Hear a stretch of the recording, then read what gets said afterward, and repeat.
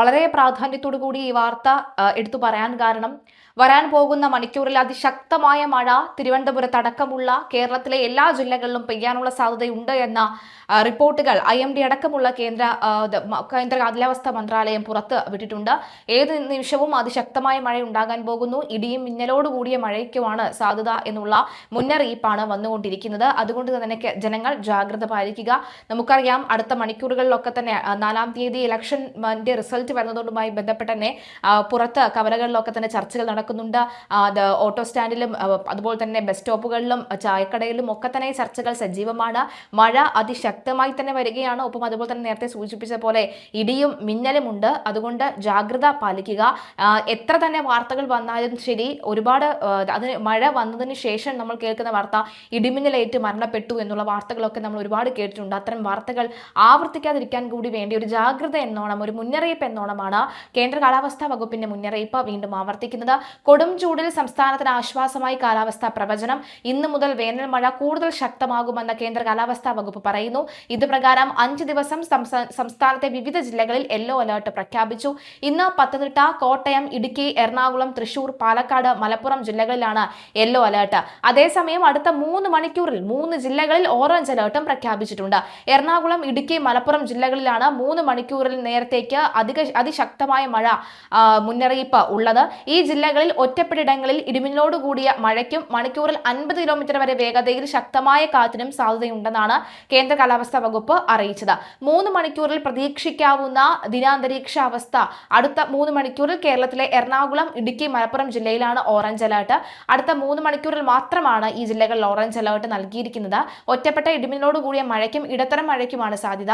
മണിക്കൂറിൽ 50 കിലോമീറ്റർ വരെ വേഗതയിൽ ശക്തമായ കാറ്റിനും സാധ്യതയുണ്ടെന്ന് കേന്ദ്ര കാലാവസ്ഥാ വകുപ്പ് അറിയിച്ചിട്ടുണ്ട്. അടുത്ത 5 ദിവസത്തേക്കുള്ള മഴ സാധ്യത പ്രവചനം നോക്കുകയാണെങ്കിൽ പത്തനംതിട്ട, കോട്ടയം, ഇടുക്കി, എറണാകുളം, തൃശൂർ, പാലക്കാട്, മലപ്പുറം എന്നീ ജില്ലകളിലും, നാളെ കൊല്ലം, പത്തനംതിട്ട, ആലപ്പുഴ, ഇടുക്കി എന്നീ ജില്ലകളിലും, മറ്റന്നാൾ 4-ാം തീയതി ഇടുക്കി, പാലക്കാട് എന്നീ ജില്ലകളിലുമാണ് മഴ വരുന്നത്.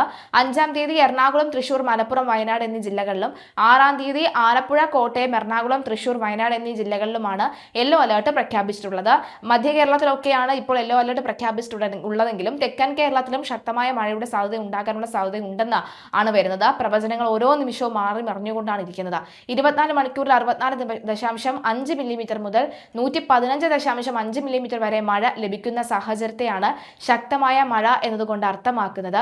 മാത്രമല്ല, മഴ മുന്നറിയിപ്പിൽ വീണ്ടും മാറ്റമുണ്ട്. സംസ്ഥാനത്ത് 6-ാം തീയതി വരെ വേനൽ മഴ കനക്കുമെന്നാണ് കേന്ദ്ര കാലാവസ്ഥാ വകുപ്പ് അറിയിച്ചിട്ടുള്ളത്.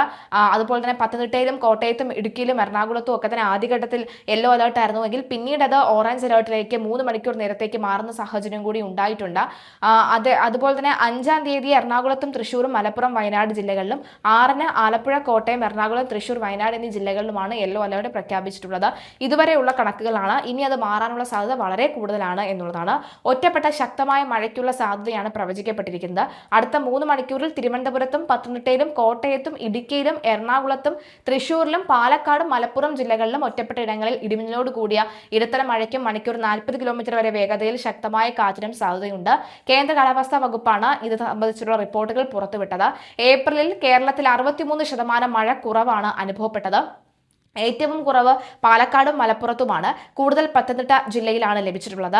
സംസ്ഥാനത്ത് ഈ വർഷം ഏപ്രിൽ മാസത്തിൽ കനത്ത മഴ കുറവാണ് അനുഭവപ്പെട്ടത്. കാലാവസ്ഥാ വകുപ്പ് പുറത്തുവിട്ട കണക്കനുസരിച്ച് സാധാരണ ലഭിക്കേണ്ട മഴയേക്കാൾ 63% കുറവാണ് സംസ്ഥാനത്ത് ആകെ ലഭിച്ചിട്ടുള്ളത്. വേനൽച്ചൂട് കനക്കുന്ന സാഹചര്യത്തിൽ മഴയുടെ ഈ വൻ കുറവ് ജലക്ഷാമം ആശങ്കകളും ഉയർത്തിയിട്ടുണ്ട്. നമ്മൾ ശരിക്കും പറഞ്ഞു കഴിഞ്ഞാൽ മുഖ്യധാര മാധ്യമങ്ങളോ അല്ലാത്ത മാധ്യമങ്ങളോ ഒന്നും തന്നെ ഈ തിരുവനന്തപുരം ജില്ലയിലെ തന്നെ മലയോര മേഖലകളിൽ ഗ്രാമപ്രദേശങ്ങളിലെ നിലവിലെ അവസ്ഥ ഇതുവരെ റിപ്പോർട്ട് ചെയ്തിട്ടില്ല എന്ന് വേണം പറയാൻ. കാരണം വെള്ളം ഒരിടത്തൊരിറ്റു തുള്ളി വെള്ളം ഇല്ലാത്തൊരവസ്ഥയാണ് പല ഇടങ്ങളിലും ഉണ്ടാകുന്നത്.